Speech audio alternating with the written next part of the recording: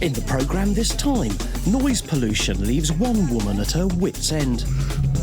Yeah, the whole house vibrates. Clearing Thames filth at low tide can be a blast. This week we actually did find a hand grenade. And filth fighter Cedric prepares for his night in the limelight. Ain't no sunshine when she is gone. But first, in Lewisham, the graffiti wars are still raging, and among the frontline troops are Vic and Julie. A new graffiti tag has been reported, and when Julie locates it, she finds more than she bargained for. We're going to remove this graffiti, and we're going to take a photograph of this fly tip. We're going to send it over to Love Lewisham for the guys to come and clear it up. Rag, paint, roller. Nothing wrong with rats. To ensure the overpainting will stick, Julie first dries the fence, while Vic teases the boss. Might be about 12 o'clock when Julie finishes wiping the fence. Don't get leery, all right? For Julie, it's the same old story. You know, like a dog wheezes up a lamppost and it's marking its territory? That's what a tag is. It's just like, it's kids marking up their territory. Some of them are good, some of them are just total vandalism. There's one graffiti artist Julie does have time for. Banksy's is pure art, isn't it? He's like a stencily man, because I like his cats. She may be a fan, but her job comes first. Oh, we have painted Banksy out before. He done it on underneath the railway bridge. And they're not allowed to graffiti on railway bridges, so we had to go and clean it off. Some very nice stuff as well. Julie takes care of the black area. Now it's over to Vic for the red bits. I'll show you how it should be done, yeah?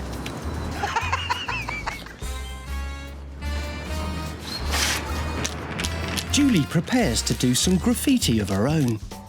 Voila. This is to try and stop people from letting their dogs poo all over the streets of Lewisham. The piece de resistance. These ones are sticky ones. And it's not only stencils that Julie's using in the war on filth. These peel off at the back there, and then we stick them nice and neat, like that. Vic's going to be doing these. I'll do the hard work, Vic. Yeah, OK. 8 hours a day, she's on me. Do this, do that. And I have to do all the driving. Sometimes she buys me a cup of tea, if I'm lucky. That's square, isn't it? It dries pretty quick, so once it's down, it will be down for quite a while. Like it. While Julie admires her Banksy-inspired artwork, the clean-up team arrives to remove the fly tip. Sling it on. The lads get stuck in, and the misplaced rubbish is soon where it belongs. See you later. For Julie and Vic, it's another fine mess they've sorted out.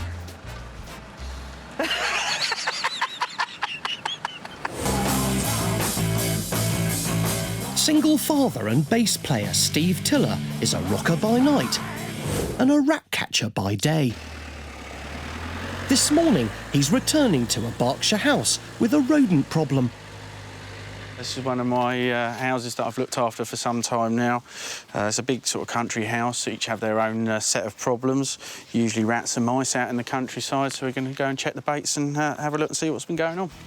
Nice bag of rat bait, bag for any bodies.